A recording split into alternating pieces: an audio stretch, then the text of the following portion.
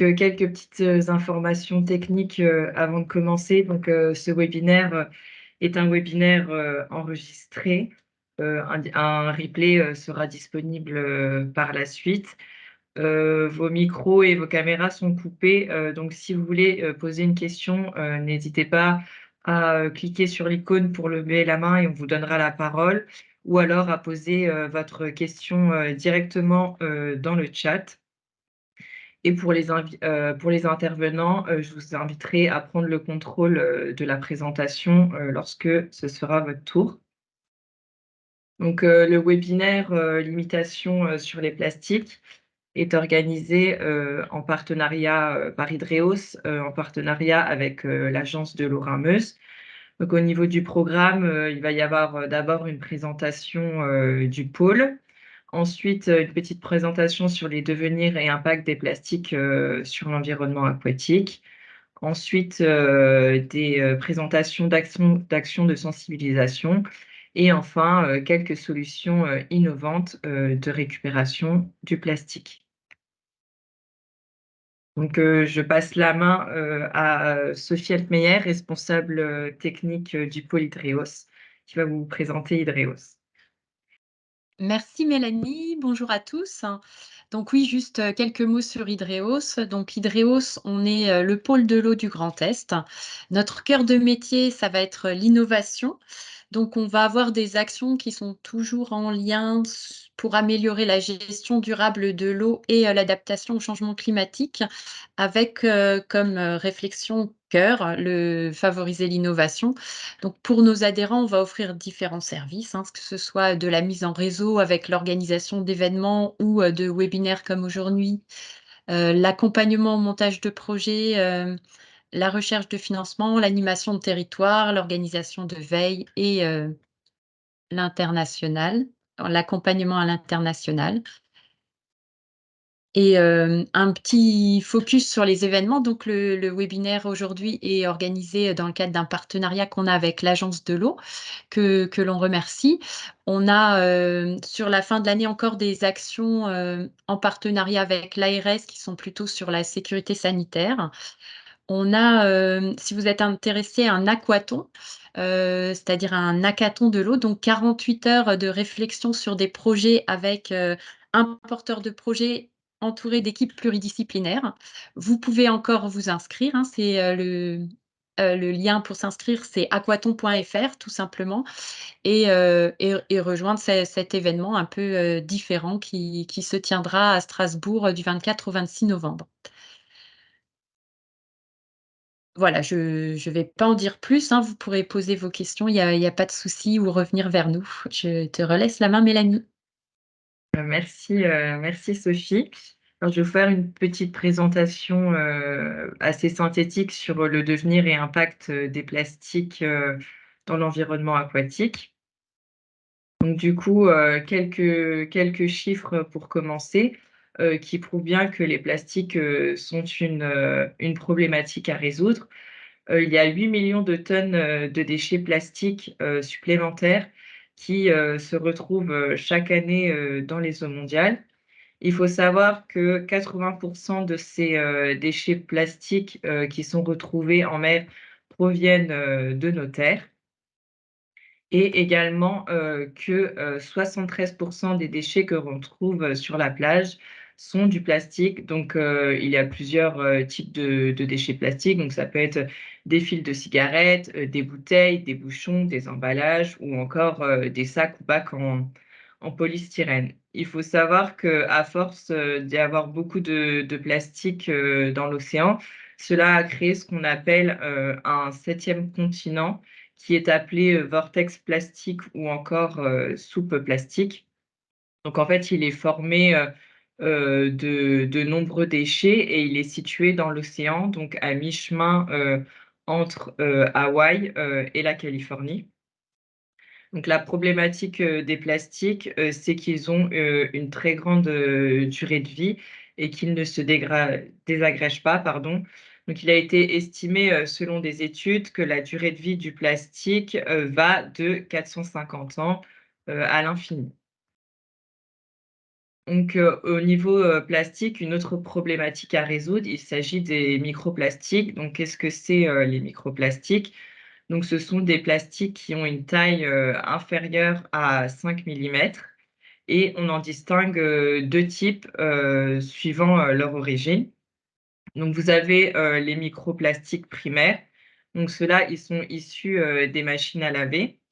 Donc c'est-à-dire, ça vient des lessives, des lave-linges, mais surtout en fait des vêtements, composés de matières synthétiques que vous lavez et à chaque lavage, les particules, donc les microplastiques, sont relâchés, dans l'eau.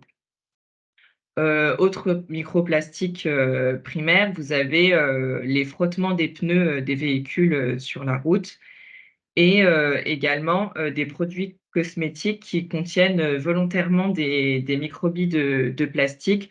Donc ça peut être des gommages, des gels douche, des produits exfoliants ou encore, des dentifrices. Donc au niveau, proportion de microplastiques, primaires, les plus importants, sont, les, microplastiques primaires, dus, aux, textiles synthétiques. Et il faut savoir que 15 à 31 des plastiques dans les océans pourraient potentiellement provenir de sources primaires. On a également, les microplastiques, secondaires. Donc ceux-là, ils sont, dus à la présence, des, objets plastiques qui sont plus grands, qui sont déjà présents dans les océans, dans les mers et en fait, ces objets plastiques, vont subir, des activités biologiques, climatiques, physiques ou encore chimiques, qui vont entraîner leur dégradation et entraîner du coup les, microplastiques dans les océans. Donc, ces macros et microplastiques ont des conséquences, sur l'environnement. Donc, on estime que d'ici 2050, toutes les espèces d'oiseaux marins, mangeront régulièrement, du plastique. Donc là, comme vous pouvez le voir, sur la photo, c'est un oiseau, marin dans lequel on a retrouvé une grosse, quantité de plastique. On estime, également qu'environ 700 espèces d'animaux marins ont déjà ingéré du plastique ou ont été piégés dedans. Il faut savoir que le danger, est mortel, pour ces animaux. Donc ça peut être, les oiseaux, les poissons, tortues, enfin tout animaux marin. Donc, il peut avoir une ingestion mortelle, du plastique ou également un étranglement mortel, notamment, via des filets. Les plastiques, présentent également un risque, pour la navigation. Ils peuvent créer, des accidents ou notamment, des blocages, au niveau des hélices et également ça pollue, les fonds marins. Donc du coup, face à cet enjeu global, il faut stopper la pollution pour bien évidemment, préserver l'environnement, préserver la santé et il faudrait, mieux recycler. Donc c'est un contexte réglementaire qui est méconnu et qui est mal appliqué. Donc aujourd'hui, il y a quelques solutions, qui existent, pour pallier à ce problème, de plastique. Donc il y a des solutions de sensibilisation pour agir, en amont et quand le plastique est déjà présent dans les eaux, il existe des technologies de récupération, du plastique. Donc là, on va commencer par une présentation, de quelques actions, de sensibilisation par Muriel, Papin de, l'association, No Plastic in My Sea. À toutes et à tous. Je suis Muriel Papin de l'association No Plastic in My Sea et donc je vais vous parler un petit peu de ce qu'on fait, de la manière dont on voit les enjeux. Donc je vais partager mon écran. Alors, on est dans un contexte particulier dans le sens où en ce moment est négociée, c'est la troisième session de négociation d'un traité international contre la pollution plastique, donc qui est négocié par les États. Ça se passe en ce moment à Nairobi. Donc ça, c'est le premier point sur le contexte international. Le traité doit être défini pour fin 2024. Pourquoi un traité? Parce que ça manque, parce que la pollution plastique, évidemment, elle est internationale et que les actions à l'échelle d'un territoire national ou d'un territoire local ne peuvent peuvent pas suffire au vu des enjeux. Donc, on espère que les négociations du traité international aboutiront sur un traité ambitieux fin 2024. L'enjeu de ce traité, c'est d'adresser des sujets tels que la production de la pollution plastique, parce que les prévisions prévoient une multiplication par 3 de la production et donc autant de pollution. En fait, c'est complètement mathématique. Plus il y a de production, plus il y a de plastique sur le marché et plus il y a de pollution. Donc, voilà, les enjeux sont là. C'est finalement notre plus grand espoir collectif contre la pollution plastique. C'est qu'il y a un traité ambitieux et contraignant sur l'ensemble du cycle de vie des plastiques. Un traité qui réduise la production de plastique et qui réduise un certain nombre de plastiques, notamment les plus problématiques à usage unique, et qui réduisent les additifs chimiques présents dans les plastiques. Et évidemment, qui optimisent aussi le recyclage. Mais il faut, entre guillemets, fermer le robinet du plastique. Ça, c'est vraiment important. Ça, c'est pour le contexte global. Contexte européen, en ce moment, donc on a une directive sur les plastiques à usage unique et la semaine prochaine, le Parlement votera le règlement sur les emballages et déchets d'emballage. En anglais, c'est PPWR. Et là aussi, on espère qu'il définira des objectifs de réduction globale des déchets, donc y compris plastiques, en ciblant particulièrement les plastiques. Ça, c'est pour le contexte. Ensuite, sur tout ce qui a été dit sur la pollution plastique, je ne vais pas revenir dessus. Ce que je voudrais dire de manière un peu synthétique, c'est qu'on voit bien que en fait, la pollution plastique est liée à la nature du matériau, qui n'est pas biodégradable, qui est complexe, mais aussi au volume. Donc, on a un problème de matériaux, un problème de volume et un problème d'omniprésence, le plastique étant par nature plastique. En fait, il est omniprésent dans tous nos produits et dans tous nos usages sans qu'on en ait forcément conscience. Aujourd'hui, 70% des textiles sont synthétiques. C'est de la fibre plastique et ça relargue des microplastiques. Voilà, donc, par exemple, la progression des textiles synthétiques dans les textiles, en un espace de 50 ans, ça a complètement été modifié. Donc, le plastique a introduit dans nos économies des changements majeurs dans l'usage des matériaux. Autre exemple, les mégots de cigarettes, les filtres sont en plastique, ce n'est pas forcément connu. Donc, en fait, on a plein de sources différentes de pollution plastique et microplastique. Alors, sans les slides, c'est un peu plus compliqué, mais ce qui est important aussi d'avoir en tête, c'est qu'on a des enjeux environnementaux et des enjeux sanitaires. Et les enjeux sanitaires, ils sont très liés à la fois à l'usage des plastiques et à la pollution microplastique. Puisque d'une part, on sait aujourd'hui, et on vous partagera l'ensemble de nos ressources, on sait que les additifs chimiques présents dans les plastiques sont pour grande partie perturbateurs endocriniens. Derrière, on identifie très clairement des liens de causalité avec l'infertilité, avec des retards neurodéveloppementaux chez les enfants, avec des cancers, avec de l'obésité, du diabète. Voilà, donc on a un risque sanitaire qui est de plus en plus identifié, qui est aussi lié au fait qu'on a des microplastiques dans le corps, y compris dans le placenta humain. Donc les fœtus sont exposés aux microplastiques avant même de naître. Voilà, ça c'est pour évoquer l'ampleur en fait de cette pollution qui est systémique, qui a une part visible, une part invisible avec les microplastiques. Et donc, c'est vrai qu'on veut adresser la pollution plastique, on est face à des enjeux très importants et en fait, il faut prioriser les actions qu'on peut mener. Par rapport à ça, et je suis désolée de ne pas pouvoir partager les slides, mais vous les verrez après, c'est important d'objectiver et la Commission européenne a fait un travail important en 2018, avant la directive sur les plastiques à usage unique, en finalement synthétisant un ensemble de ramassages sur tous les pays européens, sur plus de 250 plages. Et ça nous dit quoi? Ça nous dit que, ça a été rappelé tout à l'heure, 80% des déchets qu'on trouve dans l'environnement sont en tout cas c'était sur les plages, sont des déchets plastiques. Dans ces déchets, il y a une part qui n'est pas négligeable de matériel de pêche, d'ostréiculture, etc. C'est quand même 27%, donc on en parle rarement, mais c'est une part qui n'est pas négligeable. Ça ne concerne pas forcément dans votre région, mais voilà, c'est bien d'avoir en tête. Et surtout, on sait que la moitié, ce sont en fait des plastiques à usage unique. Dans cette moitié de plastique à usage unique, le ranking, c'est 1, la bouteille plastique. Premier déchet plastique à usage unique retrouvé sur les plages en Europe. Deuxièmement, les mégots. Troisièmement, les bâtonnets de coton-tige. Ça a été réglé parce que c'est interdit aujourd'hui sous format plastique. Quatrièmement, ensuite, on était sur des produits qui sont des produits de nomadisme, de consommation extérieure. Voilà, donc des barres chocolatées, du snacking, et cetera, des petits emballages. Et globalement, la part, comme la restauration nomade augmente, la part de restauration emportée augmente pas mal. Alors, on me demande si les chiffres sont mondiaux ou nationaux. Alors, je vous parlais de quels chiffres? Là, l'étude dont je parle, c'est des chiffres européens. C'est une étude européenne. Donc, je ne sais pas si je réponds à votre question. Bon, voilà, ça, c'est un peu pour le contexte. Ensuite, en termes d'action, nous, on a 3 types d'actions.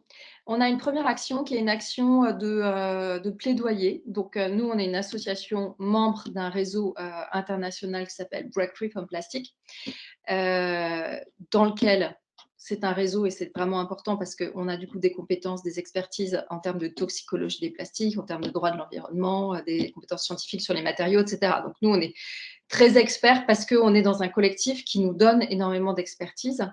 Et nos actions en propre sont parfois avec le collectif. Alors oui, ça nous arrive d'échanger avec Amorce, évidemment. Donc, on a des actions qui sont parfois en collectif, parfois des actions propres.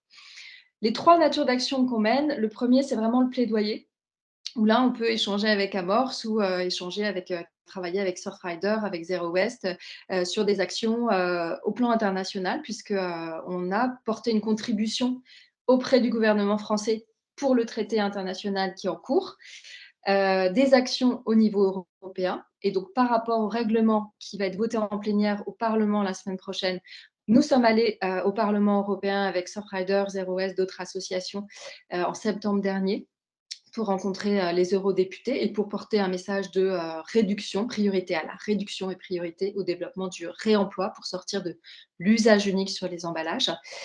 Et en France, évidemment, on suit l'évolution de la réglementation, la loi AGEC et ses optimisations et surtout son application. À ce sujet, on a une pétition en cours qui s'appelle Gourd cherche Fontaine, puisque en fait, dans la loi AGEC, il est prévu que tous les ERP qui accueillent plus de 300 personnes mettent à disposition un point d'eau en accès libre et que ce point d'eau soit signalé. C'est une loi qui est très peu appliquée. Donc voilà, on a une pétition en cours. Je peux vous mettre le lien tout de suite, comme ça vous pourrez aller la voir. Je ferai le transfert après parce que je n'arrive pas à faire 2 choses en même temps. Voilà, mais je vais quand même partager la pétition. Et on a un focus particulier, on échange avec le ministère depuis déjà un bout de temps sur la bouteille plastique, parce que la loi AGEC dit qu'on doit réduire de 50% les bouteilles plastiques mises sur le marché en 2030. On a fait plus 4% l'année dernière, chiffre de l'ADEME, donc autant vous dire qu'on n'est pas du tout sur la trajectoire. Donc, ça fait partie, nous, des sujets qu'on porte auprès du ministère, et on espère que la nouvelle REP sur les emballages permettra d'atteindre ces objectifs. Voilà. Et l'autre dispositif, c'est bien sûr qu'enfin ces points d'eau soient développés, d'où cette pétition qu'on a mis en place et que voilà, vous pouvez signer, partager. Et surtout, vous pouvez solliciter vos ERP localement pour qu'ils l'appliquent. Voilà, donc on a un axe plaidoyer, on a un axe sensibilisation, c'est pour ça qu'on m'a invité aujourd'hui. Donc l'axe sensibilisation, pour nous, il passe beaucoup sur évidemment de l'information sur les enjeux, mais aussi de l'aide pour le changement de comportement. Donc, on a développé une opération qui s'appelle le No Plastic Challenge, avec une trentaine d'outils gratuits, des visuels, des outils avec du fond, des présentations PowerPoint, des quiz, des outils ciblés par catégorie d'acteurs, donc pour les entreprises, pour les écoles de la maternelle à la terminale, donc on n'est plus dans les écoles, donc de l'école au lycée, pour les particuliers, avec des infographies, avec des éco-gestes. Voilà, donc on a énormément de supports, il y a une trentaine de supports en tout, ils sont gratuits. Et on incite l'ensemble des acteurs à participer à cet événement. Donc, certains vont participer la semaine prochaine parce que c'est la semaine de réduction des déchets et d'autres vont le faire lors de la vague qu'on fait en mai-juin. Voilà, donc si vous voulez rejoindre cette opération, il suffit de s'inscrire sur notre site et ensuite, vous pouvez activer en fait, l'ensemble des parties prenantes du territoire puisqu'on a des supports pour l'ensemble des acteurs. Voilà, et du coup, l'idée, c'est aussi, et là, je vais partager une autre source, c'est aussi de ne pas être seulement dans de la sensibilisation, mais d'être dans vraiment une phase de prise de conscience et une phase de changement de comportement. Et pour la phase de prise de conscience, on propose de faire des ramassages de déchets, par exemple, mais aussi de mesurer son empreinte plastique. Et pour ça, on a un test en ligne, donc c'est un test individuel. C'est pas un test pour une entreprise, c'est un test pour un consommateur. Voilà, mais ça fait partie, en tout cas, l'idée du No Plastic Challenge, c'est qu'on mesure où on en est et puis on décide de réduire. Et nous, on apporte des outils pour accompagner dans la réduction, tout en disant à personne qu'on va passer au zéro plastique du jour au lendemain, parce que c'est faux, mais on incite à choisir dans la gamme d'éco-gestes celle qui va être le plus facile à intégrer par les uns et les autres. Et puis après, c'est un chemin, on va vers des éco-gestes un peu plus difficiles au cours du temps. Voilà sur les opérations de sensibilisation. Et ensuite, la troisième action qu'on fait, c'est qu'on référence les alternatives au plastique, notamment plastique à usage unique. Et pour ça, on a référencé 500 solutions en France et à l'international, qui sont vraiment des solutions orientées réduction, réemploi, qui permettent notamment de sortir de la bouteille plastique, parce qu'on cite beaucoup la bouteille plastique, qui permettent de sortir des emballages à usage unique globalement. Voilà, et ça aussi, c'est un des éléments qui sont à disposition sur notre site. Je vais vous mettre aussi le document. Désolée pour cette partie. En plus, j'avais fait un beau PowerPoint, mais vous l'aurez après. Test appliqué à l'échelle du territoire. En fait, le test, il est individuel, Monsieur Ricourt. Il n'est pas, donc, il peut être partagé avec plein de gens dans le territoire, mais c'est une mesure individuelle. Ce n'est pas un outil qui permet de mesurer l'empreinte plastique du territoire. Aujourd'hui, il n'y a pas d'outil ni pour les entreprises, ni pour les collectivités. Voilà. Ce que je voulais vous dire aussi, c'est qu'on a contribué à des travaux qui existent. Notamment, il y a un guide du WWF qui s'appelle Territoire zéro pollution plastique, si je me souviens bien, et qui permet aussi de voir plus globalement que le sujet du plastique dans les rivières, comment vous pouvez agir sur l'ensemble du territoire et quels sont tous les leviers que vous avez en tant que collectivité.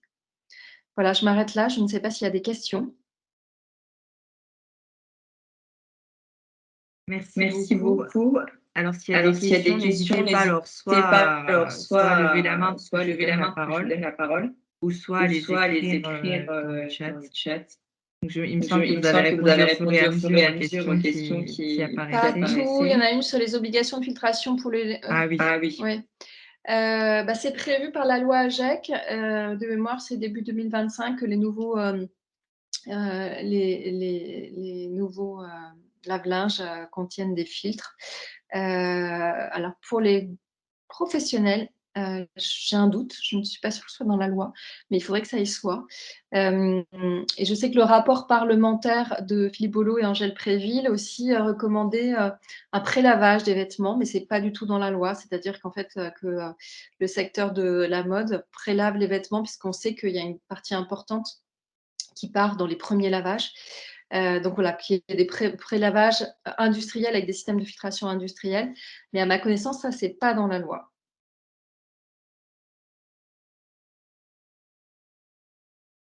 Et sur la question.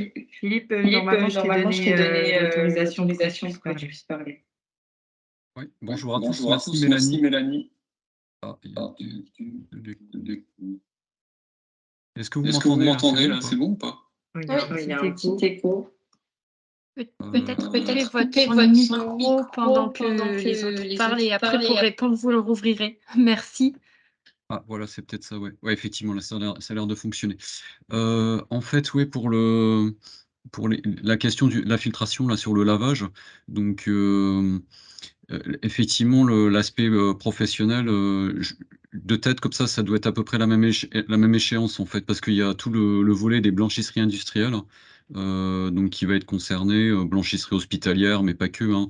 Il y a beaucoup de pressing, en fait. Il y avait une obligation de supprimer le perchloroéthylène, qui bascule vers des solutions d'aquanettoyage.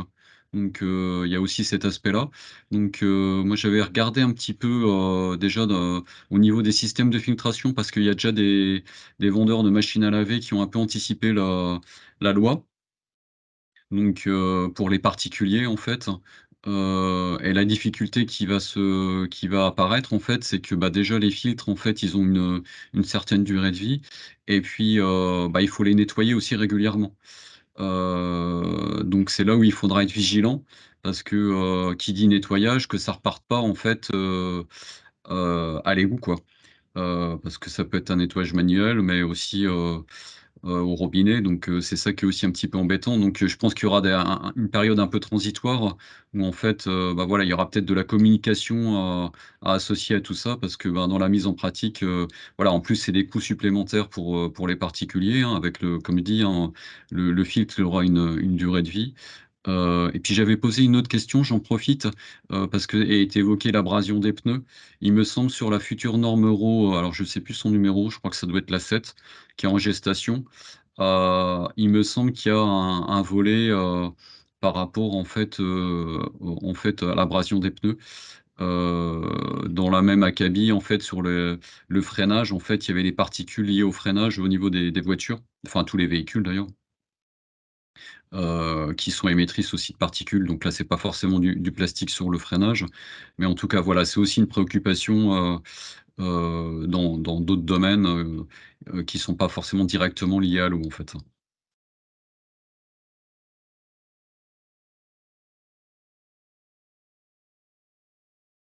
Merci, merci Philippe pour l'information.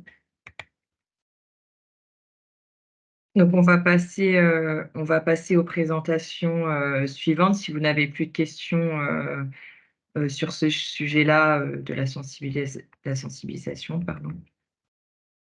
Donc je vais donner la parole, à, monsieur Stéphane Assiquian de la société Polystock qui va vous présenter une solution de récupération, du plastique. Donc vous pouvez prendre la main, sur, le PowerPoint pour pouvoir passer vous-même, les diapos. Bonjour à toutes et à tous. Alors, je ne sais pas si je vais faire mieux que Muriel. Je vais essayer.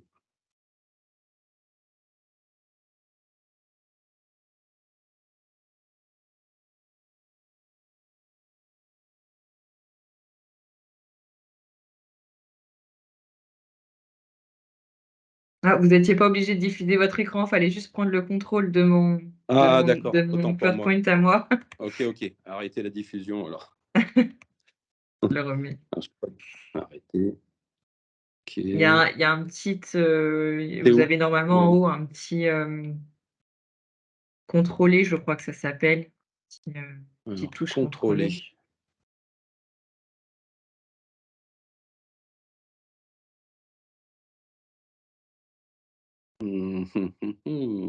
Contrôler, je ne le vois pas.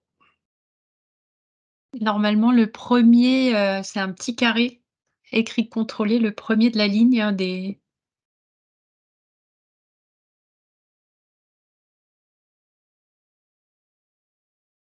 Prendre le contrôle.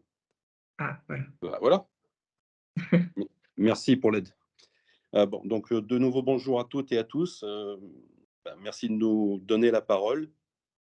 Donc Stéphane Azikian, je suis le président fondateur de Polystock, une entreprise que j'ai créée en 2009 qui est spécialisée dans la prévention des risques environnementaux en milieu aquatique et qui a, puisque c'est notre sujet d'intérêt, qui a développé un premier dispositif d'interception pour réseau hydraulique en 2010. Alors, quelques échecs plus tard, on est en 2012 parce que ça a été extrêmement difficile et laborieux.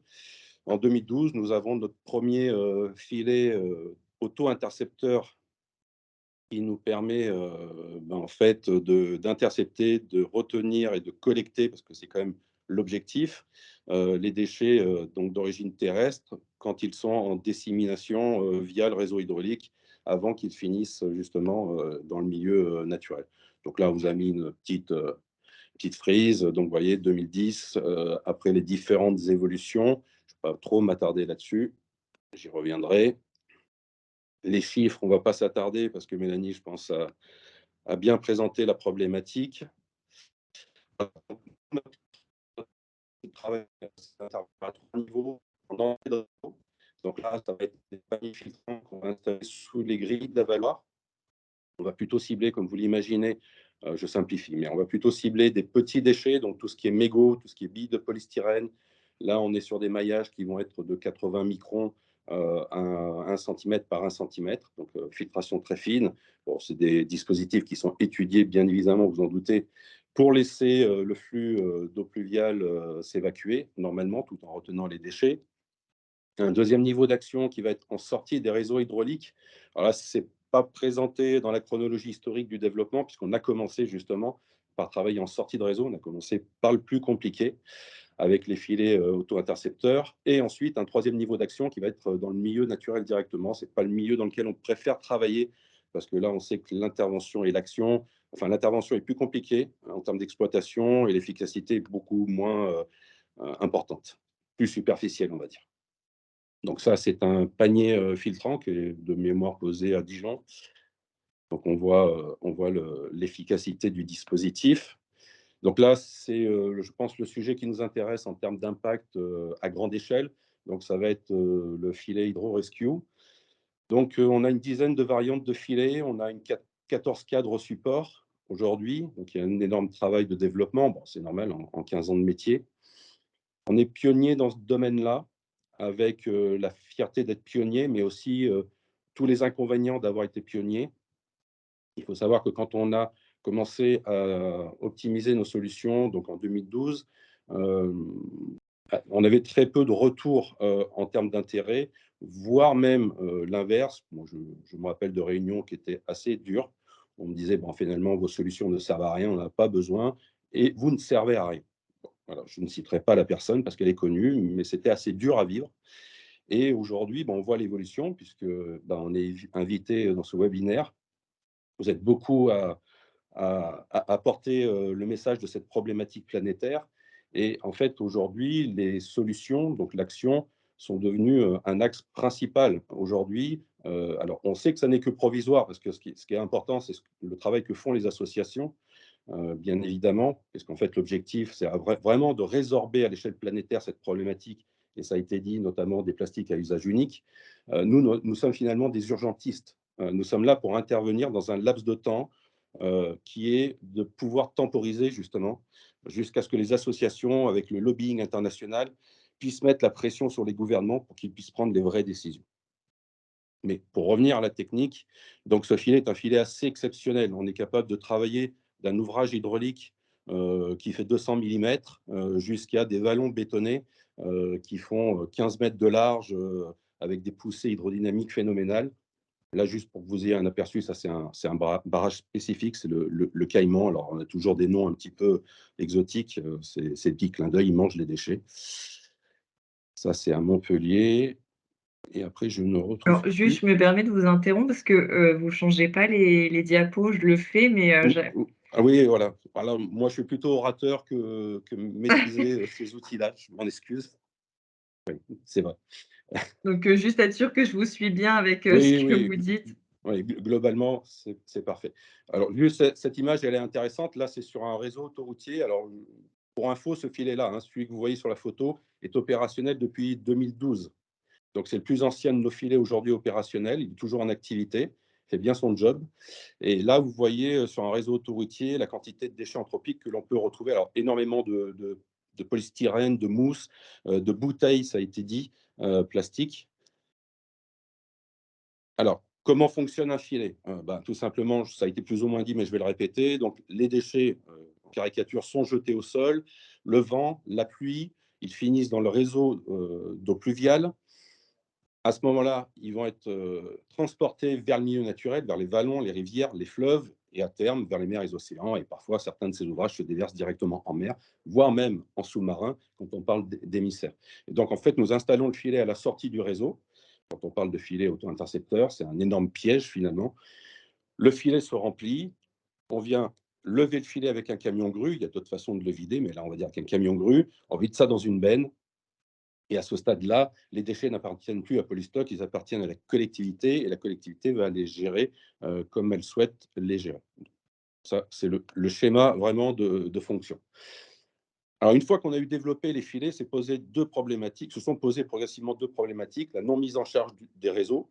Ce qu'on n'était pas capable de garantir il y a encore 5-6 ans. Alors, c'était très aléatoire. On pouvait avoir 10 filets, 9 fonctionnaient parfaitement et le 10e, en fait, créait une problématique de colmatage, donc de mise en charge du réseau, avec tout ce qu'on peut imaginer. Donc, on a fait un énorme travail sur ces sujets-là. Et les deux étant liés, le filet, en fait, aujourd'hui, est connecté sur une structure métallique. Et cette structure métallique va apporter la garantie à différentes variantes à nos clients. Donc, vous avez les schémas en haut à droite, là, sur ce dessin. Apporter la garantie aux clients que le fil est complètement saturé. Vous pouvez voir le réseau être jamais. Il y a un enjeu numéro 2, le filet que vous voyez là, il y a à peu près 4 tonnes à l'intérieur. Et donc, il va falloir garantir la sécurité d'exploitation du dispositif. Donc, en combien de temps on va vider un filet de cette charge-là? Il y a 5 ans, on mettait à peu près 4 heures. Aujourd'hui, on met 15 minutes. Et surtout, quand vous avez un filet comme ça qui est 15 mètres en hauteur lorsqu'il est manipulé par une grue, bien évidemment, garantir qu'il n'y aura aucune rupture et qu'il n'y aura aucune problématique de blessure des techniciens dans le cadre de l'intervention. Donc, vous voyez, ce n'est pas uniquement un enjeu de rétention, il y a aussi un enjeu d'exploitation. Et Mélanie voulait qu'on présente de l'innovation. Donc là, c'est vraiment la dernière génération de nos dispositifs. C'est le cadre Orion, qui est spécifiquement adapté aux vallons urbains. Donc là, vous imaginez où le risque d'inondabilité est extrêmement élevé. Donc ce cadre, c'est la synthèse de toute notre expertise, à la fois technique et technologique. Donc ce cadre, il a une particularité, c'est qu'il est en position opérationnelle quand on l'installe, mais il est équipé d'un dispositif qui va lui permettre, sous un certain niveau de pression hydrodynamique et sous une certaine charge de déchets, de se mettre automatiquement en sécurité sans intervention humaine. Donc, on va régler, nous, ce niveau de sécurité avec le client. On va s'adapter à ses exigences.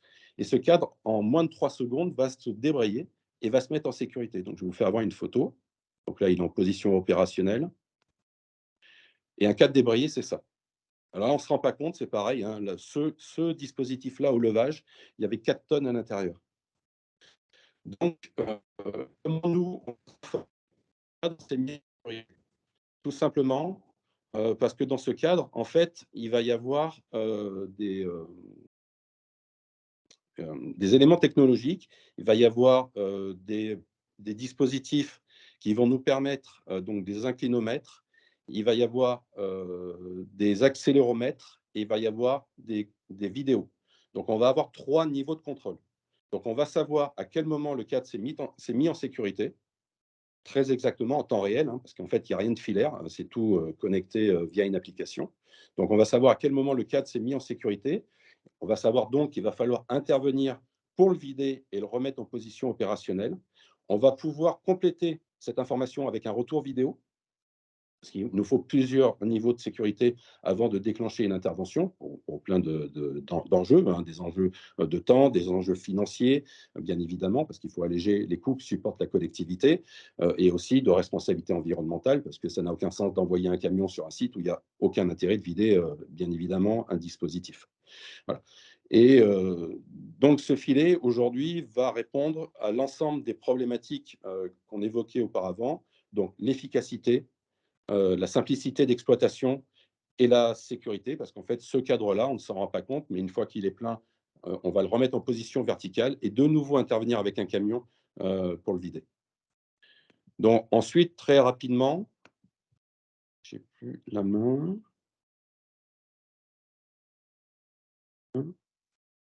Donc, aujourd'hui, combien de filets sont opérationnels? Donc, progressivement, hein, c'est suffisant pour arrêter la tendance. On a plus de 550 filets qui sont installés en France et dans le monde. Donc, c'est quand même une évolution qui est plutôt positive. C'est optimiste en tous les cas, parce que nous, on a vu une vraie accélération depuis 2016. Aujourd'hui, on a une représentation en Espagne, on en a une en Grèce, début d'année prochaine au Maroc. On est en train de signer un contrat avec la Suisse. Donc, je pense qu'aujourd'hui, il y a une vraie prise de conscience, il y a une vraie volonté d'agir concrètement pour stopper ce que nous, on appelle une hémorragie. C'est pour ça que je parlais d'urgentiste tout à l'heure. En fait, il faut tout simplement fermer ce robinet. C'est urgent de le faire. Parce qu'en fait, on sait que, et je crois que ça a été évoqué, une fois que ces déchets sont dans le milieu naturel, il est extrêmement compliqué d'aller les récupérer. On sait aujourd'hui que moins de 2% des déchets flottent. La plupart des déchets vont couler. Et donc, c'est fondamental qu'on installe des dispositifs, peu importe lesquels, parce que le Polystock ne pourra pas sauver tout seul le monde. Les enjeux nous dépassent en tant qu'être humain et en tant qu'entreprise. Donc, il faut qu'on soit plusieurs à agir. Et on voit certaines entreprises qui ont rejoint notre action finalement. Et c'est pour ça que je disais qu'on a été pionniers. Et nous, ça nous plaît. C'est une immense satisfaction. Parce que je pense que le volume de déchets aujourd'hui qui transitent vers le milieu naturel dépasse tout ce qu'on peut imaginer. On a travaillé sur une étude sérieuse en Afrique, un pays que je ne citerai pas là, parce que moi je ne suis pas là dans une démarche, on montre du doigt, sur une partie de ce pays-là, on a estimé, enfin les experts ont estimé, nous n'étions que partie prenante, que 600 tonnes par jour partaient dans le milieu naturel. 600 par jour. Donc si on multiplie ça à l'échelle du monde, je crois que 8 à 10 millions de tonnes qu'on évoque sont largement sous-estimées. Et donc, je pense que c'est notre action collective, donc nous qui ne sommes finalement que des techniciens, plus les associations, je disais en début d'intervention, qui font du lobbying à des niveaux et avec un engagement incroyable, qui vont nous permettre de résoudre cette problématique.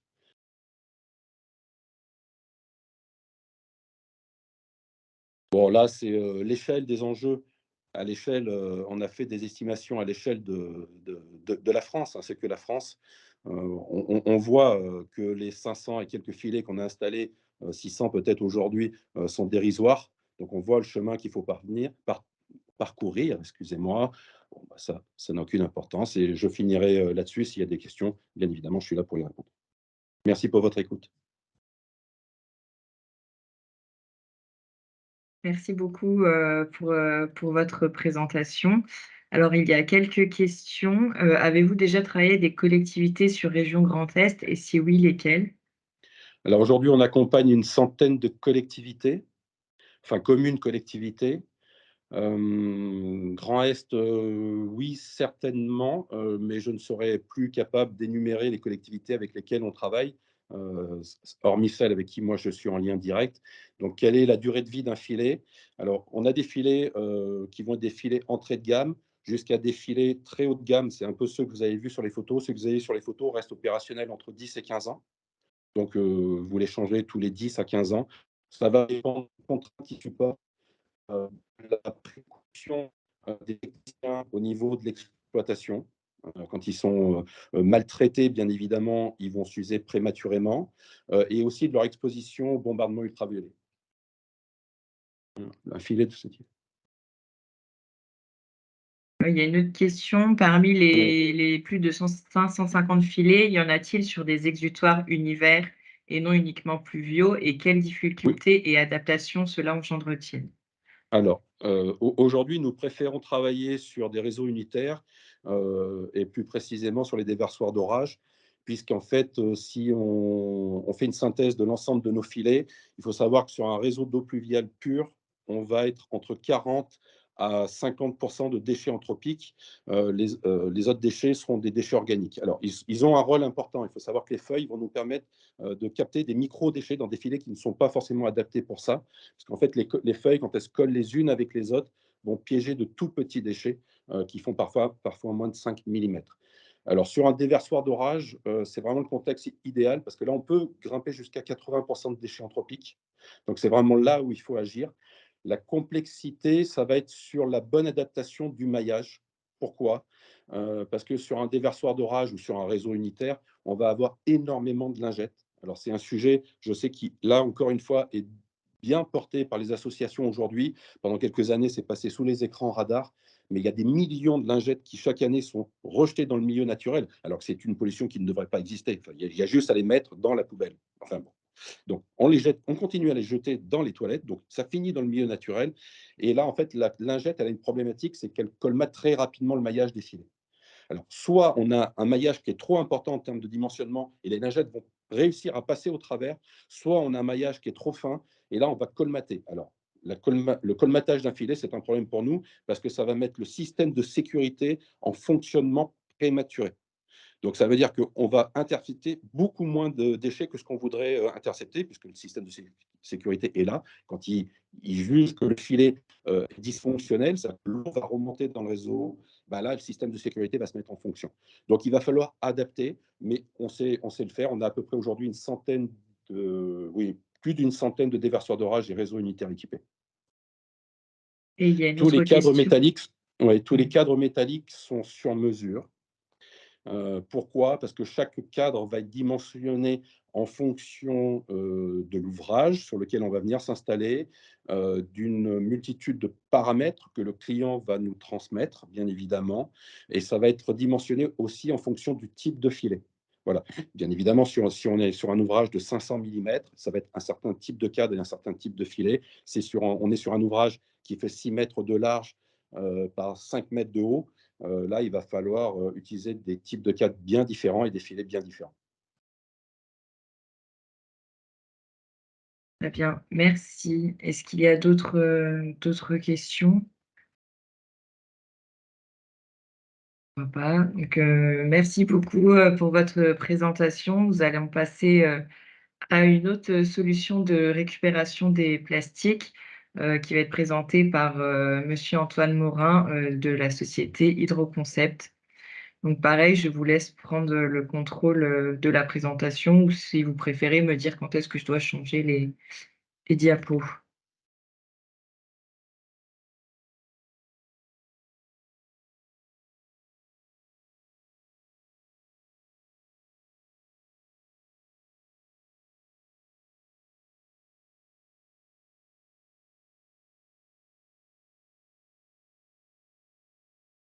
Je vois que vous avez pris la main, par contre votre micro c'est bon, Oui, voilà. voilà. Est-ce que vous m'entendez bien? Oui. Bon, bonjour à toutes et à tous. Alors, j'ai appuyé sur, la prise en main. Mais normalement vous avez le contrôle du coup. Donc du coup, j'ai le contrôle. Très bien. Alors, voilà, je vais démarrer avec la présentation. Ah, donc notre solution de capture de macrodéchets n'est pas simplement une solution pour les macrodéchets. À l'origine, c'est un appareil de pré-traitement des eaux de ruissellement. Et sa conception, elle fait suite au constat que les appareils qui existaient dans les années 80, tels que les séparateurs hydrocarbures, étaient peu adaptés aux réseaux pluviaux. Et l'autre alternative pour piéger la pollution pluviale dite particulière, dont on a un petit peu parlé dans les présentations d'introduction, donc en termes de particules primaires, et cette pollution qui est extrêmement toxique, elle peut être capturée par des techniques de décantation statique dans des grands plans d'eau ou au contraire dans des décanteurs lamellaires. Seulement, ça amène de grosses contraintes d'exploitation aux collectivités, c'est des investissements très importants. Donc nous avons recherché un appareil qui se situe un petit peu à mi-chemin, qui soit capable d'absorber des macrodéchets, des sables, des particules grossières, parce qu'il est très difficile d'envisager de décompter des particules très fines dans un appareil dans lequel on met l'eau en mouvement, et également un appareil qui soit très facile à exploiter avec un accès direct aux déchets. Alors je vous présente notre société rapidement, dont je suis le gérant, qui a été créée en 1995 et qui a pour vocation de proposer aux collectivités des équipements pour le réseau. Ça va des vannes aux dégrilleurs, aux outils de traitement des eaux de ruissellement, au système de lavage de collecteurs et de bassins. La séparation tangentielle, ça consiste à diriger des effluents, non pas frontalement à un élément de grille, mais tangentiellement pour assurer un balayage et entraîner les saletés pour éviter le colmatage de la surface de la grille. Bon, c'est le principe. Pour faire cela,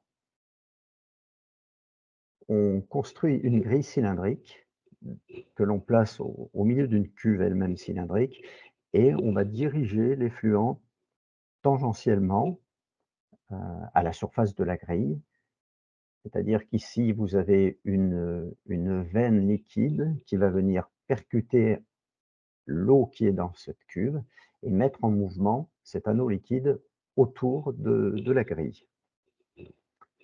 Alors, c'est très simple dans le principe, mais la mise en œuvre est quand même très délicate parce que pour obtenir un écoulement à travers tout ce système, eh bien, il faut s'assurer que toutes les pertes de charge ont été prises en compte, c'est-à-dire tous les efforts que rencontre l'eau pour traverser le dispositif. Donc, l'eau entre ici par cette canalisation, on va relancer la petite vidéo. Elle tourne autour du cylindre, elle finit par traverser la grille, puis elle s'évacue par un canal en siphon qui est au fond du dispositif. Toutes les saletés restent devant la grille et finissent par décanter, pour certaines, au fond. Le fond de la cuve est aménagé pour collecter dans une zone annulaire les boues et les flottants. Et dans cette zone, on va trouver des solutions pour réduire le mouvement de rotation de l'eau, parce que ça créerait des remises en suspension, ça créerait des remous et ça serait complètement contre-productif. Alors, un cyclone CEP, c'est comme ça qu'on a appelé notre appareil, donc est constitué de plusieurs éléments. C'est des cuvelages. Alors nous utilisons des cuves en béton préfabriquées. Il y a essentiellement 2 cuvelages. Il y a un regard de raccordement au réseau qui est muni d'un seuil oblique et ce seuil va dévier les effluents pour les faire rentrer dans la cuve cylindrique de traitement, au centre de laquelle nous avons notre élément de grille qui est posé sur une virole en béton. La conduite siphoïde, elle sort de cette virole en béton et elle arrive dans le regard derrière le seuil oblique. Donc ces 2 cuves sont livrées en éléments séparés, assemblés, et les éléments du process, c'est la grille, une coiffe métallique pour éviter que les saletés remontent par-dessus, et un déflecteur pour casser la vitesse de l'eau dans la zone de stockage qui est au fond. Nous avons développé 3 types de mailles, 2 mm, 4 et 8 mm, en fonction de ce que l'on veut séparer. Alors voilà une petite vidéo qui a été faite à l'NGS de Strasbourg, puisque nous avons eu la chance de mettre au point et de tester nos grilles dans le cadre d'une thèse de doctorat avec un financement d'Île-de-France Innovation, de la BPI. Alors, voici le site qui a été construit pour la thèse. On voit le fonctionnement de l'appareil. Donc là, on fait tourner 25 litres secondes. Bon, c'est une petite maquette. Et ça vous montre ce qui se passe à la surface de la grille avec différents objets. Ce que vous pouvez noter, c'est que la grille, elle a une forme un petit peu particulière parce que, dans le sens de l'écoulement, on ne voit pas les ouvertures. Par contre, à contresens, on les voit très bien et c'est très drainant. Donc, quand on atteint une certaine vitesse de rotation, on a un effet de balayage à la surface de la grille. On a des contraintes de cisaillement qui décollent tout ce qui se présente contre la grille.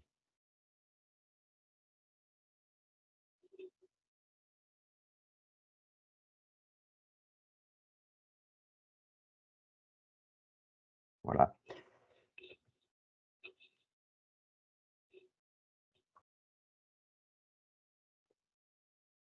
Allez au fond, et dans la vidéo. Alors, il se passe plusieurs choses dans les appareils. Il y a donc cette séparation à l'aide d'un écran, qui est cette grille, qui permet de capturer les macrodéchets de grande taille. Mais on a également un effet de décantation de ce qui est grossier, encore une fois, parce que la trajectoire de l'eau qui rentre dans l'appareil tourne un grand nombre de fois autour de la grille. Et donc le temps de séjour est très important. Si on déroulait cette trajectoire, on pourrait atteindre, sur des cuves qui font 4 mètres de diamètre, des longueurs de trajectoire de 60 à 80 mètres. Ça veut dire qu'il y a un temps très grand pour la décantation. Et ça, c'est plutôt intéressant à exploiter pour stocker des particules grossières. Évidemment, le sable et gravier, mais également des particules, je dirais, au-dessus de 100 microns.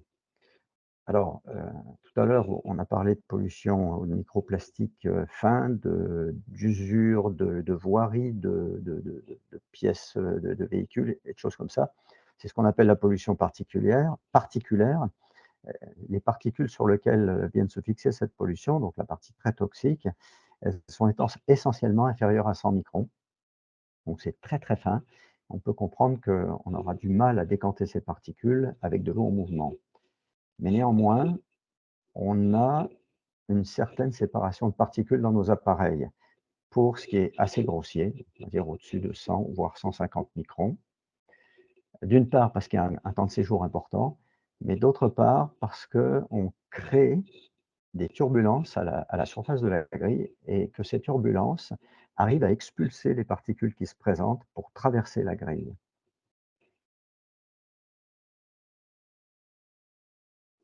Ouais, voilà des extraits des documents qu'ont fournis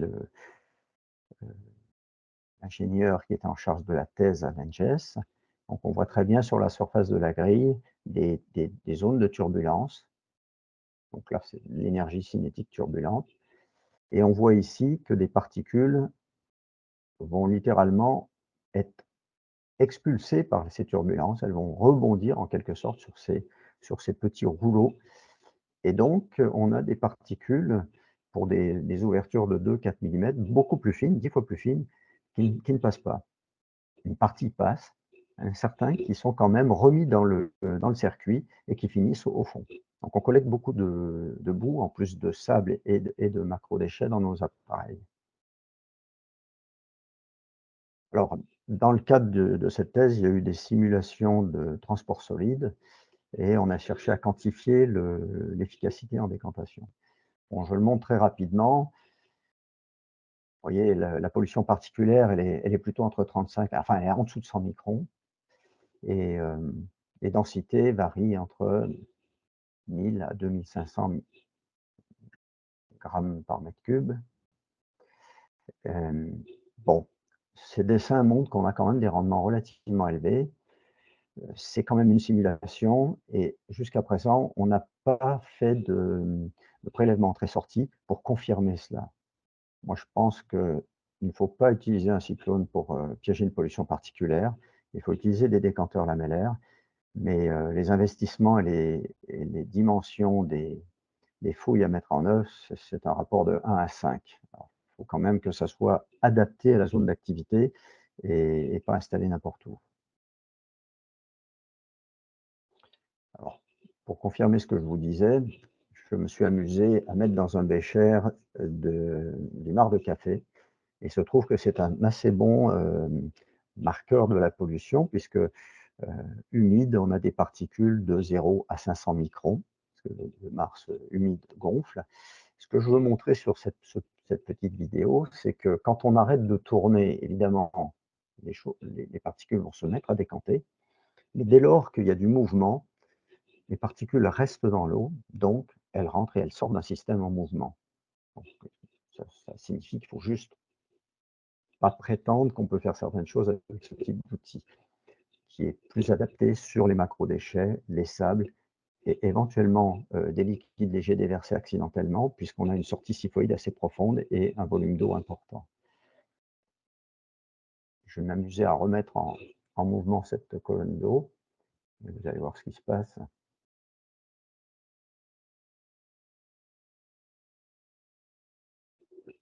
Bon, c'est évident.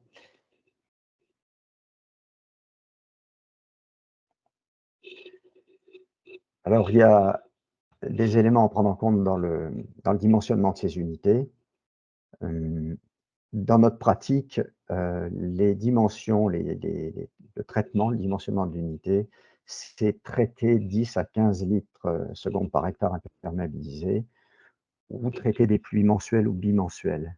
C'est-à-dire qu'on ne va pas traiter les gros épisodes pluvieux.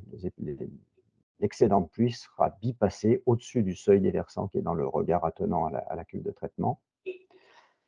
Parce que si on dimensionne cet appareil sur un débit, une pluie d'occurrence annuelle par exemple, ou pire, Ça veut dire qu'il faut attendre la pluie annuelle pour avoir suffisamment de débit et d'énergie pour mettre le système en mouvement. Et donc, ça veut dire que pour toutes les petites pluies, l'appareil ne va pas fonctionner correctement.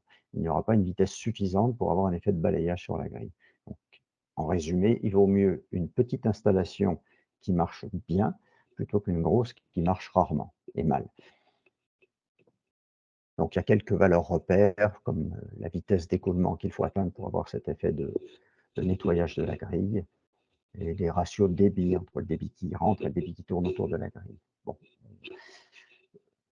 Le dimensionnement, notamment le tableur de calcul de ces unités est très complexe. Il a fallu une bonne décennie pour le mettre au point, avec le renfort de l'ENGIES d'ailleurs.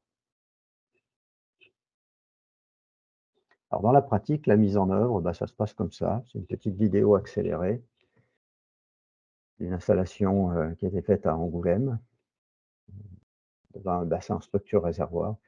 Donc vous voyez, c'est un gros Lego qu'on vient assembler sous grue, donc avec l'aide de l'entreprise qui est mandataire des travaux. Ici, c'est Sogea.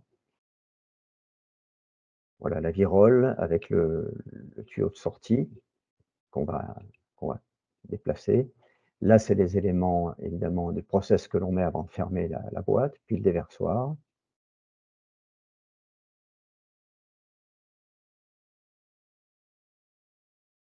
Voilà, la mise en place de ces éléments, ça demande une petite journée de travail. Donc, c'est relativement rapide, quand tout est bien préparé, évidemment. Reste ensuite à liaisonner les cuves, à les ancrer, à raccorder, à remblayer, enfin remblayer, raccorder, faire la couverture, la voirie. Donc, vous voyez, comment ça se passe concrètement. Voilà un exemple de réalisation et je vais vous montrer ce qu'on trouve dedans. Vous voyez ici, c'est un écoquartier, donc avec des pavillons et du logement collectif, des zones d'activité commerciale également.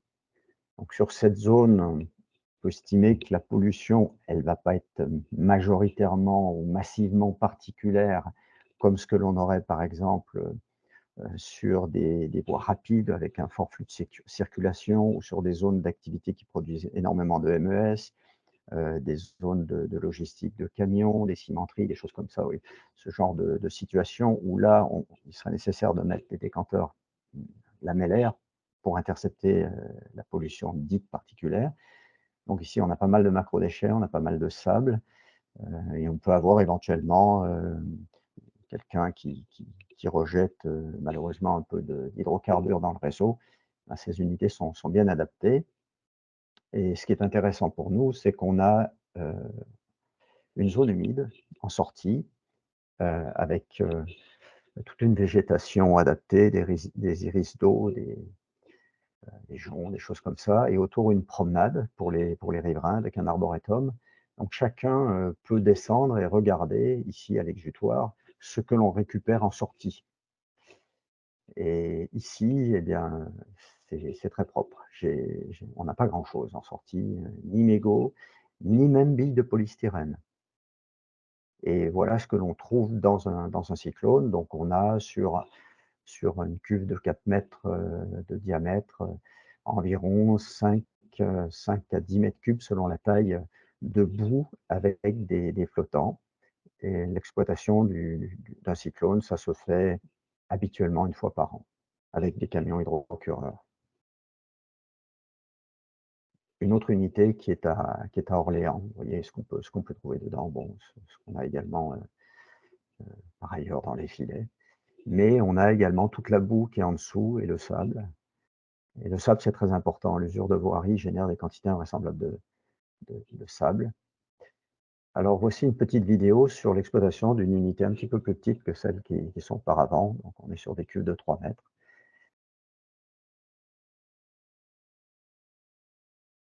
Donc essentiellement, il y a 4 étapes.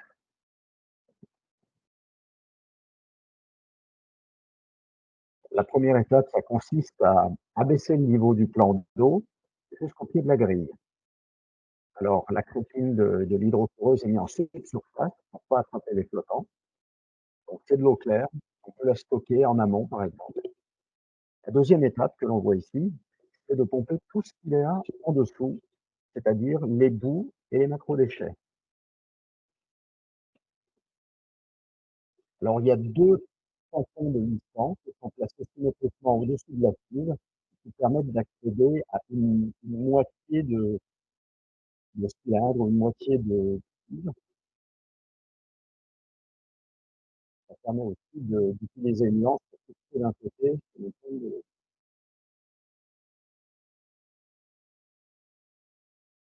On peut voir qu'il y a quand même pas mal de choses qui sont prises dans les boues. La 3e étape, c'est le nettoyage de la grille et du fond, de la zone annulaire de stockage.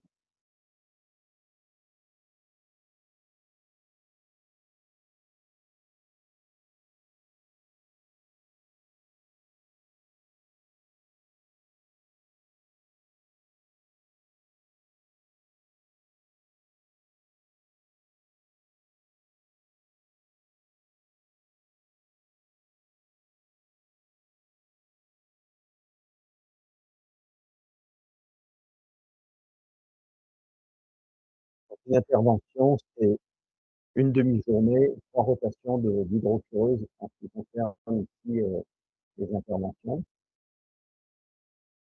Voilà, donc ça c'est le nettoyage. Et il reste ensuite une 4e étape qui est la mise en eau claire de l'unité.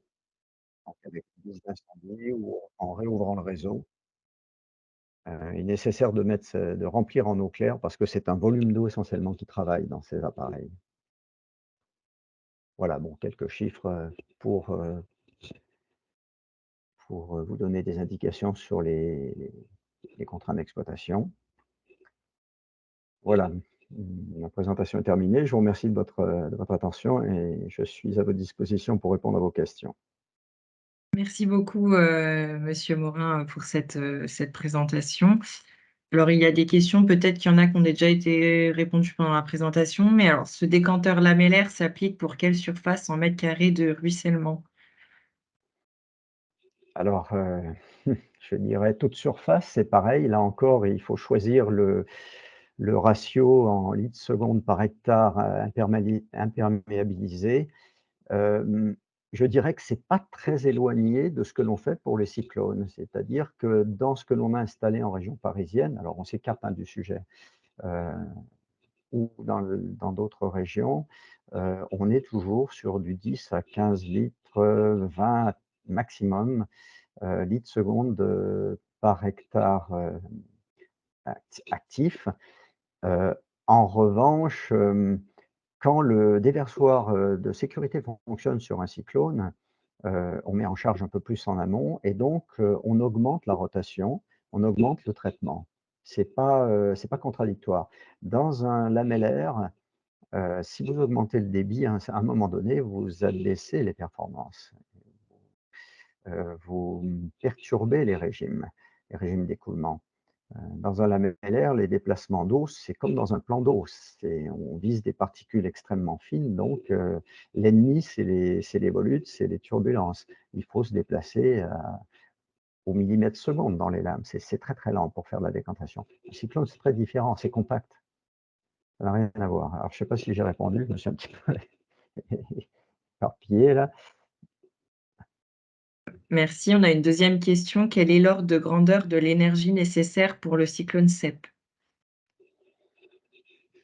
Alors, on va répondre en termes de perte de charge. En termes de perte de charge sur des unités comme celle, que vous avez vue là, qui est installée à Angoulême, on traite environ 300 litres seconde, on est sur de la bimensuelle. La mise en charge, est de l'ordre de une cinquantaine de centimètres, 50-60 centimètres. Ah, je réponds, plutôt volontiers comme ça, plutôt que de vous donner, en termes d'énergie. Et il y avait une dernière question, mais peut-être qui a été répondue, via la vidéo. Quelles sont les contraintes et fréquences d'exploitation par rapport au nettoyage de la grille? C'est annuel en général. Les services d'exploitation viennent une fois par an et viennent avec des camions, des hydrocureuses Et alors, en fonction de la taille de l'appareil, eh bien, il y a 1, 2, 3 rotations d'hydrocureuses. Vous voyez ici, bon, des appareils qui font facilement 20, 30, 40 mètres cubes avec des zones de stockage de boue qui font 5 à 10 mètres cubes. Ça fait quand même pas mal, hein. Ça fait entre 25 et 50 fûts de 200 litres. Enfin, c'est des grosses installations. Mais il y en a aussi des plus petites. Mais ce sur quoi je voudrais insister, c'est que ces appareils sont un petit peu des avale-tout. C'est-à-dire que ça prend les macrodéchets, ça prend le sable, ça prend des particules grossières, une poche d'huile aussi. Et on n'a pas les mêmes contraintes que sur des lamellaires ou des déshuleurs. Les déshuleurs se bougent très fréquemment puisque c'est des appareils qui sont faits essentiellement pour séparer les huiles. Donc, c'est pas ça ce qu'on a dans les réseaux, évidemment. Et les lamellaires sont des installations très importantes qui génèrent d'énormes quantités de boue. Donc, c'est un appareil entre deux, un peu polyvalente. Et dernière question, comment sont gérés les résidus issus du curage? Ils sont emmenés en station d'épuration et retraités. Là, on ne peut pas trier. Hem, Ça va été, c'est une question qui est venue évidemment. Est-ce qu'on peut récupérer par exemple les macrodéchets, notamment les plastiques, et est-ce qu'on peut les recycler? Dans ce magma qu'on récupère, c'est compliqué. À moins d'une filière vraiment complètement adaptée en station d'épuration, je crois que tout est emmené en station et détruit. Je crois qu'il n'y a plus d'autres questions. Merci beaucoup, pour ces réponses et puis pour, À votre vous. présentation. Merci beaucoup. On va passer à la dernière, solution de récupération de plastique qui va être présentée par monsieur Patrick Tonnet de la société, Plastic Vortex. Donc c'est pareil, je vous invite à prendre le contrôle, de la présentation. Oui, bonjour à tous. Mélanie, est-ce que vous pouvez aussi mettre Anthony Coulon comme présentateur avec moi, qui va présenter? Oui. Ah oui. Alors je le mets. Normalement, c'est bon. Très bien, merci. Donc, faut que je découvre comment on passe d'une diapo à l'autre. OK. Donc, Plastic Vortex. Donc, c'est une. En fait, nous sommes une jeune société en création et en sachant qu'auparavant, une association existe déjà depuis plus de 5 ans. Et là, on a des ambitions plus fortes. Donc, du coup, on est en train de créer une société à mission avec statut ESUS, avec cette raison d'être qui nous est chère. Donc, ensemble, protégeons les écosystèmes fluviaux et océaniques en préservant la biodiversité. Donc, avec une particularité, c'est qu'on veut aborder l'ensemble des. Dans le cadre de nos missions, on veut avoir une approche globale, c'est-à-dire à la fois proposer des solutions innovantes, curatives pour la collecte des déchets, notamment les déchets macroplastiques, et ensuite proposer aussi des actions de sensibilisation, de concertation, de prévention avec les différents acteurs du territoire. Ça peut être des acteurs publics et ça peut être aussi avec des associations avec lesquelles on peut développer des collaborations. Et en sachant que comme on est une société à mission, on a des objectifs affichés qui soient sociaux et environnementaux, parmi lesquels on a donc justement la volonté de progresser sur la collecte annuelle des déchets et des installations, avec les installations que l'on va mettre en place. Et puis aussi avoir un chiffrage sur la volumétrie de déchets collectés ainsi que sur les nombres d'actions que l'on peut amener à mettre en place avec d'autres acteurs et pour avoir un impact le plus fort possible sur la population et sur les acteurs du territoire.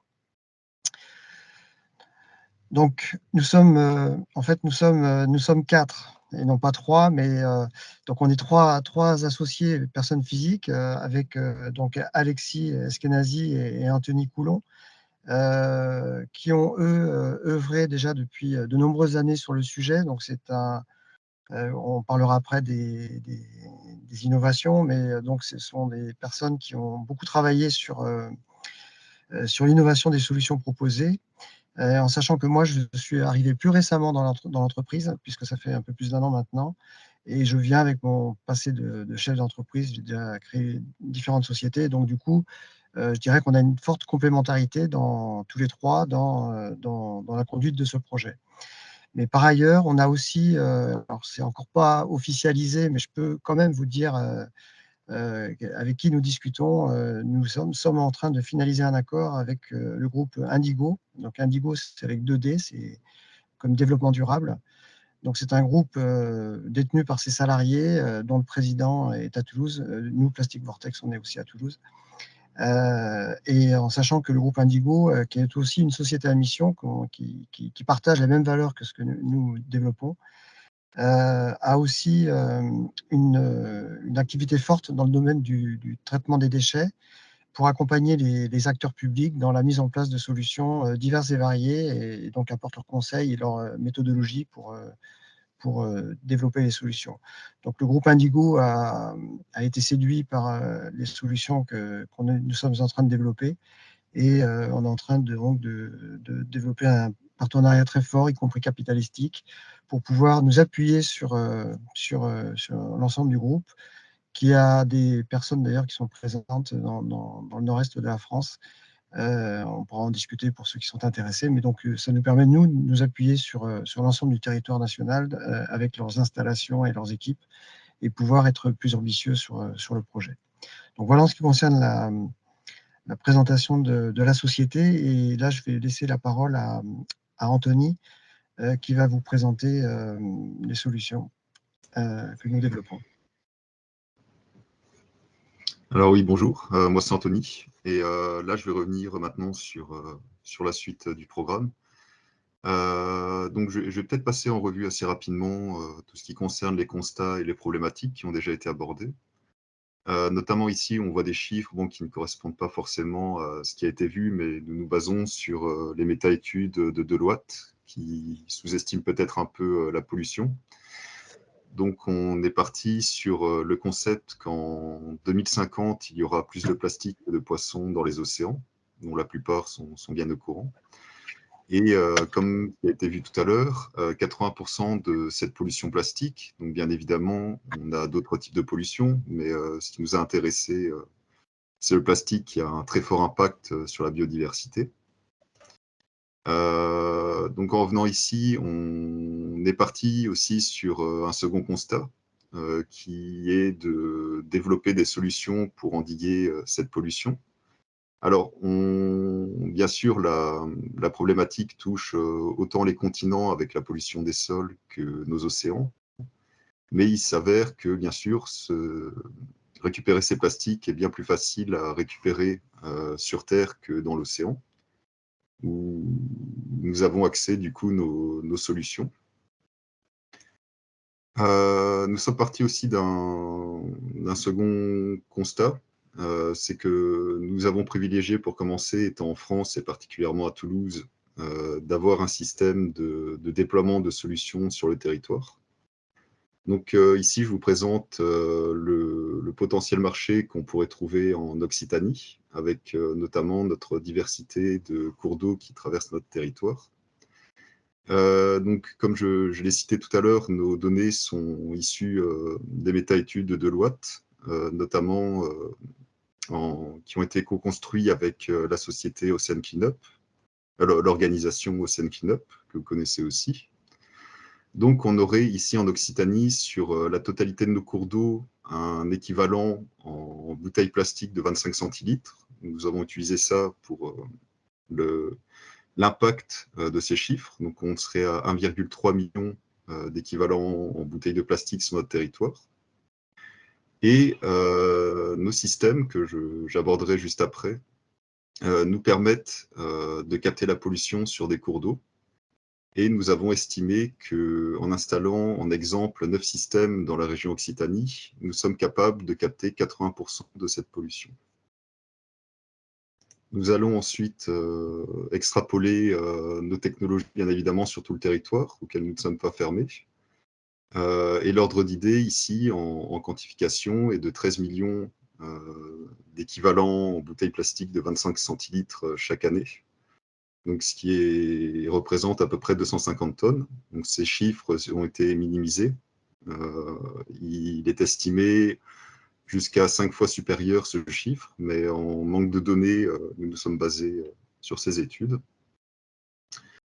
Et on va revenir du coup à notre proposition pour éradiquer une grosse partie de ces déchets, bien sûr le 100% n'étant pas atteignable. Donc, on a développé du coup au cours de ces dernières années, en lien notamment avec diverses associations dont nous sommes en lien, comme ceux que vous avez cités tout à l'heure, Surfrider, Zero Waste, ou plus particulièrement Champ d'Action qui travaille à Toulouse. Nous avons compris qu'il y avait une demande assez forte, premièrement sur la quantification des déchets, parce qu'on est en manque de données là-dessus.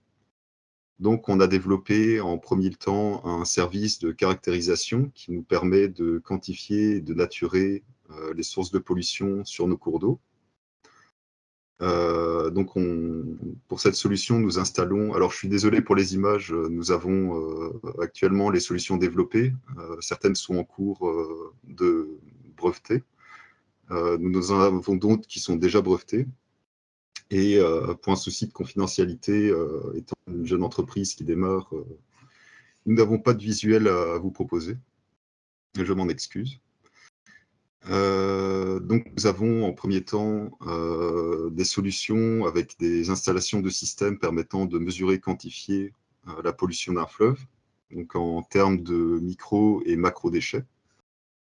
Nous avons en second temps des études d'implantation d'un système, où j'y reviendrai après, qui nous permettent d'étudier un cours d'eau pour installer un système de dépollution. Et en troisième volet, nous avons, conjointement à vos explications de tout à l'heure, un volet de sensibilisation qui permettent d'agir au niveau du citoyen afin de changer les comportements. Et en second volet, nous travaillons avec les collectivités territoriales en charge des cours d'eau ou du territoire sur le lieu des études et de l'implantation pour des concertations et des préventions afin de limiter les fuites de ces déchets dans l'environnement. Donc là, ici, nous avons des services qui sont plutôt à destination d'études et de changement des comportements. Et je vais venir maintenant assez rapidement à nos actions phares, qui sont des services de dépollution. Donc, comme cité précédemment, nous en avons développé au cours de ces 5 dernières années plusieurs systèmes qui s'adaptent à différents types de cours d'eau. Là où on se rapprocherait, nous, plus d'Ocean Cleanup en termes de produits et de services, nous agissons sur la totalité d'un cours d'eau. Et nous avons cherché avant tout à être complémentaires des solutions existantes, notamment Polystock, qu'on avait bien ciblé auparavant. Et là où nous venons nous installer, c'est là où il est le plus compliqué de récupérer les déchets. Donc, c'est sur des cours d'eau avec des contraintes qui ont été assez fortes, des ambitions assez fortes sur ces sujets. Notamment comme, je vais revenir un petit peu parce que c'est vrai qu'on passe en dernier, la majorité des déchets plastiques qui finissent dans le cours d'eau sont en grande partie issus des phénomènes météorologiques. Donc, on a imagé un petit peu le principe d'un effet chasse d'eau lors de grosses pluies ou de vent. On a une grosse quantité de ces déchets qui finissent assez subitement dans nos fleuves et rivières. Et nous avons donc développé des systèmes qui sont capables de résister aux crues annuelles, et de capter de façon automatisée tous les déchets flottants jusqu'à 40 cm de profondeur, par tout temps, sur toute la largeur d'un cours d'eau. Donc il faut imaginer qu'on a évidemment un système de barrage qui va venir convoyer tous les déchets en un point. Et là, nous avons développé des solutions qui permettent de récupérer directement ces déchets dans l'eau et de les amener dans des conteneurs sur la berge, pour certains résistants aussi aux crues, selon le dispositif et le déploiement. Et là où on se rapproche beaucoup d'Ocean Cleanup, c'est que nous avons des solutions à l'échelle globale. Nous cherchons avant tout à agir de façon efficace, même efficiente, avec le coût le plus faible possible, sachant que ces coûts sont en charge des collectivités. Donc, nous avons pour ambition, avec un coût moindre, de capter le maximum de pollution. Donc, si on revient sur les précédentes diapos, ici, nos ambitions sont de se positionner le plus proche des océans et des mers. Donc, on se positionne vraiment sur de larges cours d'eau. Nous avons notamment un système, le Vortex 150, qui a déjà été breveté et testé pour des cours d'eau allant jusqu'à 150 mètres de large. Et nous avons ici aussi en déploiement les Vortex 300 qui peuvent être installés sur des cours d'eau comme ceux de Bordeaux, où la largeur du cours d'eau est supérieure à 300 mètres, avec des débits allant jusqu'à 4000 mètres cubes seconde. Du coup, je m'en excuse pour les visuels, on en a de beaux, mais on ne peut malheureusement pas les présenter pour le moment. Et nous avons là, en ce moment, une stratégie et des négociations en cours avec une métropole pour installer notre premier système que vous pourrez sûrement voir d'ici l'année 2024, nous l'espérons. Alors Patrick, si tu veux complémenter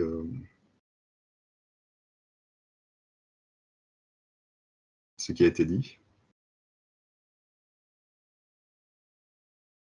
Je remets mon micro.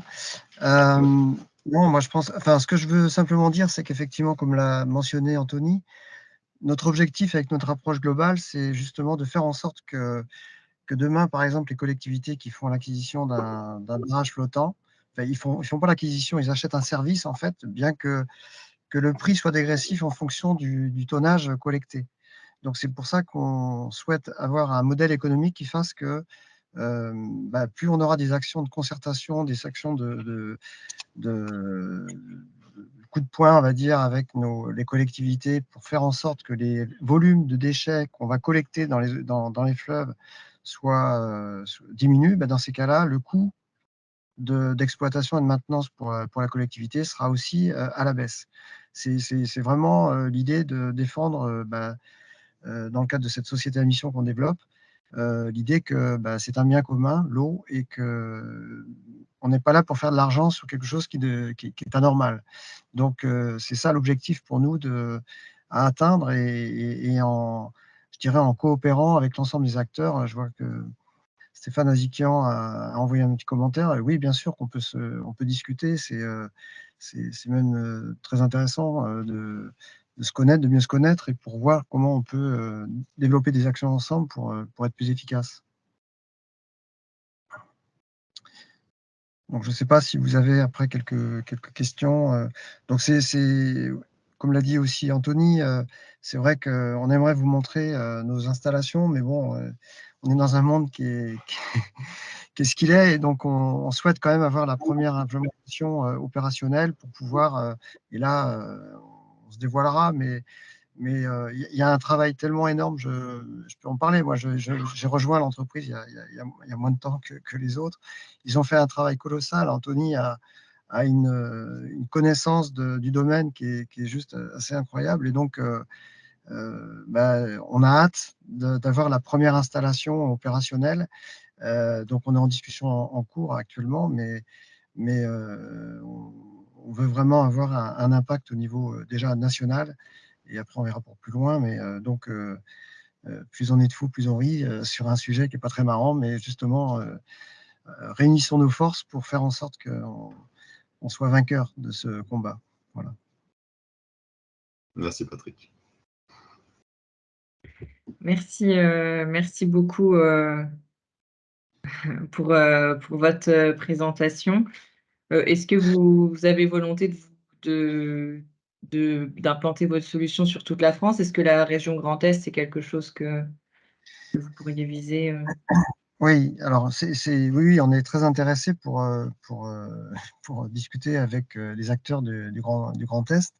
Et comme je vous le disais, la bonne nouvelle, c'est que le groupe Indigo nous rejoint dans l'aventure, et ce qui nous rend encore plus fort, puisqu'ils sont implantés au niveau national, et donc ils connaissent les acteurs, beaucoup d'acteurs de tous les territoires, dont le vôtre. Donc, il y a déjà du lien qui existe et donc ce sera encore plus agréable et plus facile pour pouvoir travailler ensemble.